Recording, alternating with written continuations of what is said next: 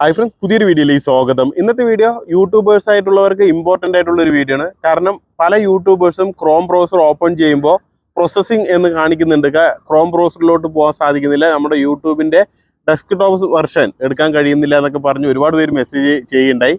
അപ്പോൾ ഈ ഒരു വീഡിയോയിലൂടെ ഞാൻ നിങ്ങളുമായിട്ട് പരിചയപ്പെടുത്തുന്നത് ക്രോം ബ്രൗസറിലൂടെ എങ്ങനെ നിങ്ങളുടെ യൂട്യൂബ് ചാനലിലോട്ട് എത്തിപ്പെടാം എന്നുള്ളതിനെ കുറിച്ചിട്ടാണ്. അപ്പോൾ അത് എന്തിനാണെന്ന് വെച്ചാൽ ഒരുപാട് സെറ്റിങ്സ് കാര്യങ്ങളൊക്കെ ചെയ്യാൻ നമുക്ക് ക്രോം ബ്രൗസറിലൂടെ തന്നെ സാധിക്കുകയുള്ളൂ. യൂട്യൂബിൻ്റെ കൂടുതൽ ഡീറ്റെയിൽ ആയിട്ടുള്ള സെറ്റിങ്സ് കാര്യങ്ങളൊക്കെ ചെയ്യാൻ. അപ്പോൾ ഞാനിവിടെ വീഡിയോ റെക്കോർഡ് ചെയ്യുന്നുണ്ട്, അതായത് സ്ക്രീൻ റെക്കോർഡ് ചെയ്യുന്നുണ്ട്. അപ്പോൾ നിങ്ങൾക്ക് കൂടുതൽ കാര്യങ്ങൾ വ്യക്തമാവും. ഇവിടെ നമ്മൾ എപ്പോഴും ക്രോം ബ്രൗസർ എടുത്തു കഴിഞ്ഞാൽ ഒരു കാര്യം ശ്രദ്ധിക്കുക, ആ ക്രോം ബ്രൗസറിൽ നിങ്ങളുടെ Gmail I D, YouTube channel അടങ്ങിയിട്ടുള്ള ജിമെയിൽ ഐ ഡി ഉണ്ടായിരിക്കണം. അത് പ്രത്യേകം ശ്രദ്ധിക്കുക കേട്ടോ. അതായത് ഇവിടെ ഐക്കൺ കണ്ടോ, ഇവിടെ എൻ്റെ ഐക്കൺ കാണുന്നുണ്ടല്ലോ, അതേപോലെ ഈ ഒരു ഐക്കൺ നിങ്ങളുടെ ചാനലിൻ്റെ ഐക്കൺ അല്ലെങ്കിൽ ജിമെയിൽ ഐ ഡി, ചാനലിൻ്റെ ജിമെയിൽ ഐ ഡി ഉള്ള ഐക്കൺ ഉണ്ടല്ലോ, അത് ഇവിടെ ഉണ്ടായിരിക്കണം.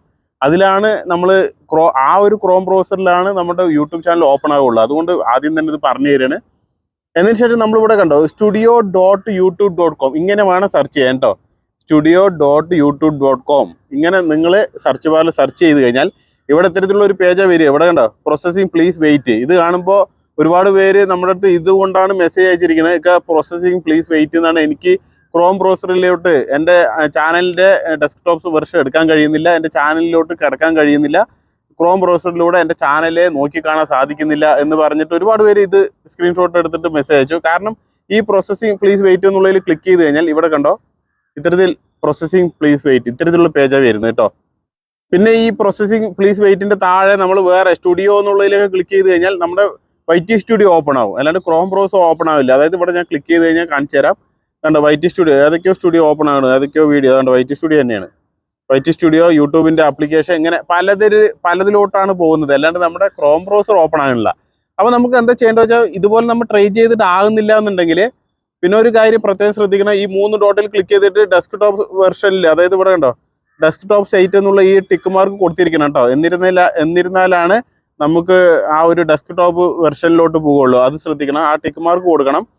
പിന്നെ നമ്മളിവിടെ ചെയ്യേണ്ടത്, ഇവിടെ സെറ്റിങ്സ് എന്ന് കണ്ടോ, ഈ സെറ്റിങ്സ് ഇതിൽ ക്ലിക്ക് ചെയ്യുക. ഇതിൽ ക്ലിക്ക് ചെയ്ത് കഴിഞ്ഞാൽ നിങ്ങൾക്ക് ഇത്തരത്തിൽ ക്രോം ബ്രൗസർ ഇവിടെ ചോദിക്കും. ഈ ഒരു താഴെ കണ്ടോ പോപ്പപ്പായി വന്നത്, ഇതിൽ ക്ലിക്ക് ചെയ്യുക. വീണ്ടും ക്രോമിൽ ക്ലിക്ക് ചെയ്ത് കഴിഞ്ഞാൽ, ഈ ക്രോം ബ്രൗസർ ക്ലിക്ക് ചെയ്ത് കഴിഞ്ഞാൽ ഇവിടെ നമുക്ക് ഇത്തരത്തിൽ സ്റ്റുഡിയോ MR സ്റ്റുഡിയോ ആയിട്ട് ഇങ്ങനെ വന്നിട്ടുണ്ട്, ഏതാണെന്ന് അറിയില്ല.